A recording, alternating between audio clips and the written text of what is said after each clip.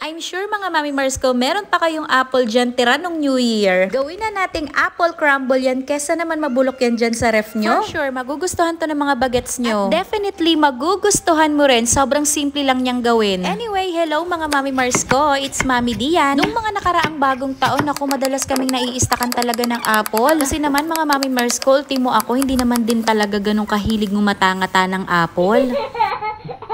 Pero nung nalaman ko tong recipe na to, nako, sabi ko sa sarili ko, hindi na kami maiistakan at mabubulokan ng apple. At ayun na nga, ang dami ko na namang sinasabi sa ating recipe. After nating balatan at hiwain ng maliliit yung ating apples, iset aside na muna natin, and then sa mainit na pan, maglagay lang tayo ng butter at konting harina, halu-haluin lang natin. Once na na-dissolve na yung ating harina, ilagay na natin yung ating chopped apples. Alam nyo mga Mami Mars ko, wina-warningan ko na kayo, kapag gumawa kayo nito, medyo dagdagan nyo na or damihan nyo na kasi talaga namang nakaka-addict siyang kainin.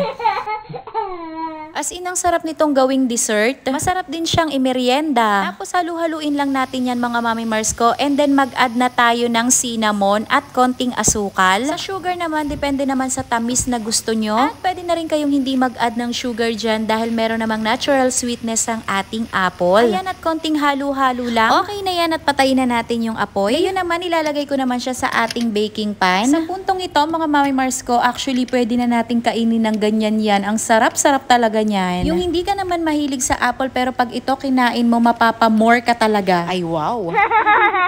Uy, walang halong char-char yun kasi kami dito talaga sa bahay, nagustuhan talaga namin.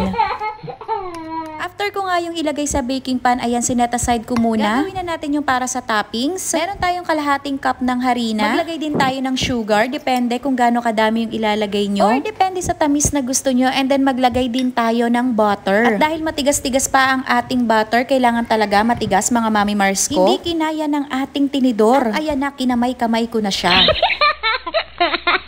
Ayan, gaganyan-ganyanin lang natin siya mga Mami Mars ko. Hindi naman kailangan matunaw na matunaw talaga yung ating butter. Naglagay na rin ako ng konting rolled oats, pero optional lang yon. Once na ganyan na yung itsura, ayan, ilagay na natin siya doon sa ating apple. Ang maganda lang mga Mami Mars ko, pag meron siyang rolled oats, meron siyang another texture pag ninunguya-nguya natin, ganon. So kung napapansin nyo mga Mami Mars ko na merong mga buo-buong butter dyan, okay lang yun. Mas maganda nga yun. At lulutuin lang natin yan sa ating air fryer. 200 degrees for 25 minutes. At ayan na siya, luto na. Ayan, at palalamigin ko lang yan ng kaonte, and then iti-taste test na natin siya. At this point, malamig-lamig na siya mga Mami Mars ko. Ganito ang kanyang texture. Actually mga mare, yung iba ginagawa nila pag siniserve nila to, nilalagyan pa nila ng ice cream sa ibabaw. Yung vanilla ice cream, naku, napakasarap naman nun.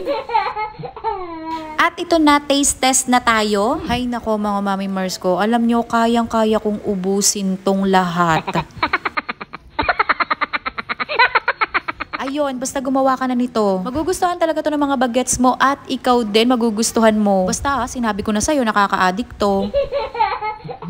O siya mga Mami Mars ko, bago ko pa maubos to. Till next video, thank you for watching.